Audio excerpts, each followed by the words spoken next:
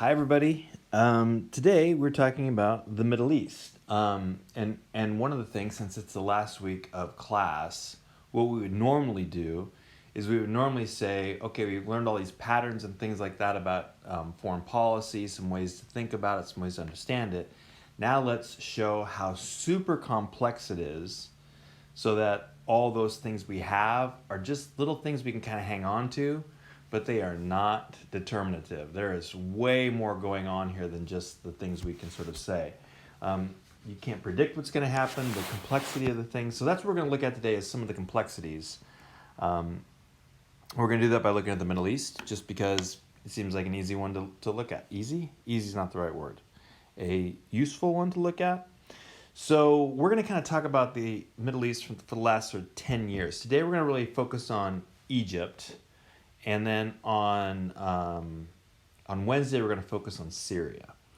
So let's take a look at the Middle East very quickly. I don't know how familiar all of you are with the Middle East, this sort of region here. We know about Iran, of course, and then we call this area the Gulf, that has Kuwait, Saudi Arabia, Oman, UAE, some of these other countries like this. And then there's this area over here, which is the Levant. So we've talked a little bit about Iran as we've been going, but we're going to kind of avoid Iran a little bit today.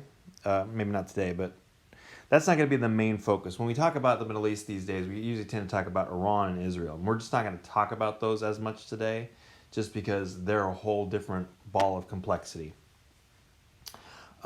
So if we look at sort of where people are in this area, we find that the most populous countries in this region are going to be Egypt, and most of those people are going to live here along the Nile River.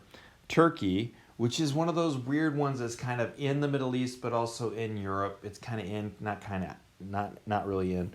And then Iran has a lot of people. So those are sort of the big three.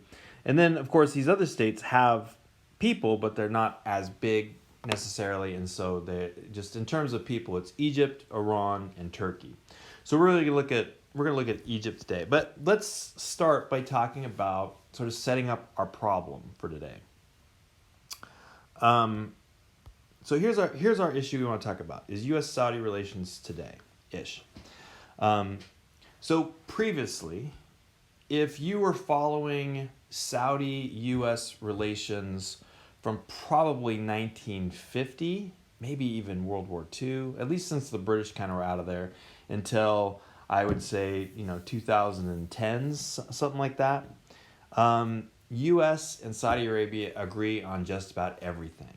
Saudi Arabia is not a democracy, but in the Cold War that doesn't matter, because they loved the U.S. and we loved them and their oil. And it worked out perfect. We got their oil, they got our military stuff. So it was a match made in heaven, a wonderful relationship. You would almost never hear the United States and Saudi Arabia taking different positions on anything in the region, outside the region, period. Today, however, and by today I sort of mean the last 10 years, there's this rift that has been formed between the U.S. and Saudi Arabia. It's still a great relationship, don't get me wrong. They still love each other a lot. But they don't really love each other as much. So I'll just give you some examples of some differences in the policy. By the way, one I don't have on here, but that's a big thing, is the murder of the Washington Post journalist. Was that last year or 2 years ago by Saudi Arabia? That created some real problems. Wasn't a deal breaker, but it definitely did create some problems between the U.S. and Saudi Arabia. So their Syria policy. The U.S., according to Saudi Arabia, the U.S. has gone soft on Assad. Saudi Arabia would like to see Assad removed. Now, there's a number of reasons for this. One of the reasons is Saudi Arabia is Sunni, and Assad is Shia.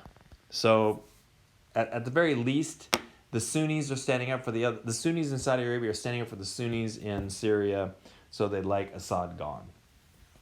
All right, that's a good one. On Iran. The United States has been negotiating with Iran. It really didn't do it that much during the Bush administration, this Bush right here. During the Obama administration, there was some more negotiation leading up until the Comprehensive Joint Agreement on this. Since Trump's come into office, he's canceled that joint comprehensive agreement, but and has badmouthed Iran. So there has been a little bit more goodness here, I guess, in the relationship, but a little more agreement on that. And again, Iran is Shia, and that's a big part of this as well. That Sunni-Shia split. Israel-Palestine.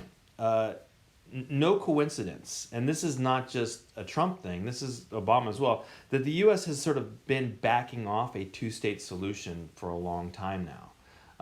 And Saudi Arabia would love to see this two-state solution, get some peace in that area, sort of move on from that whole thing. But as you know, at least in the last couple of years, Trump has very much been on board with, if there is going to be a two-state solution, the state that's left over of Palestine is going to be so minimal that it's not really a two-state solution like it used to be. All right, so basically what you have is you had old school, they agreed on everything. New school, there's a lot more disagreements, and that's just on some of the regional stuff. What happened? There's a couple explanations for this. Probably the easiest explanation people would make would be Trump is different than Bush, is different than Obama, and we would expect that Republican, Democrat, we'd have different policies towards Saudi Arabia. Here's a couple things about that, though. Number one is that hasn't been the case before 2010. Before 2010, if you were a Republican or a Democrat, you and Saudi Arabia, you hung out, you were buddies.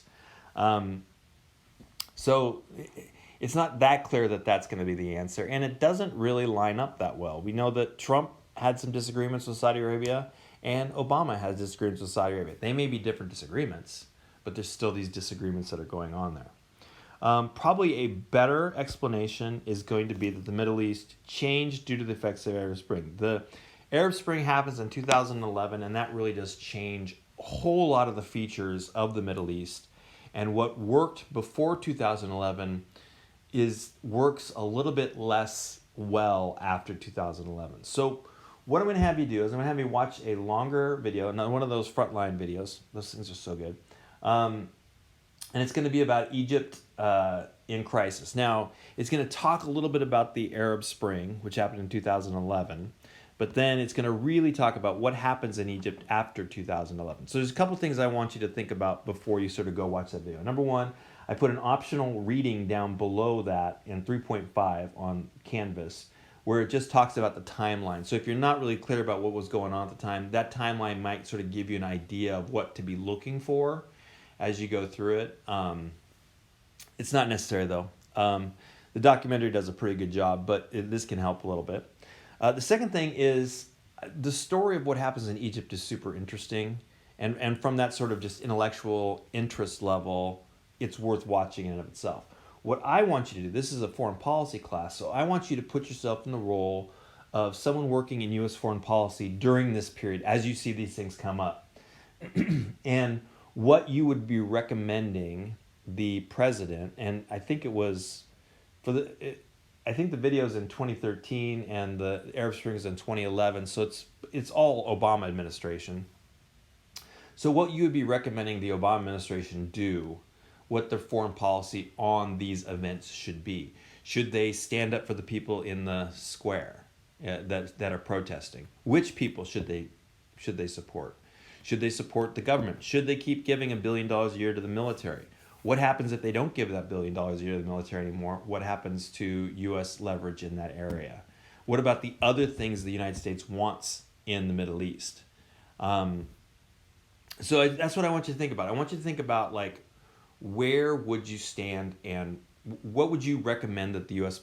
policy be and why? Why do you think that is your policy? So think about realism, liberalism, think about all those sorts of things. And think about why that's the recommendation that you would make. It's going to be complex. I'm just going to tell you that right off the bat.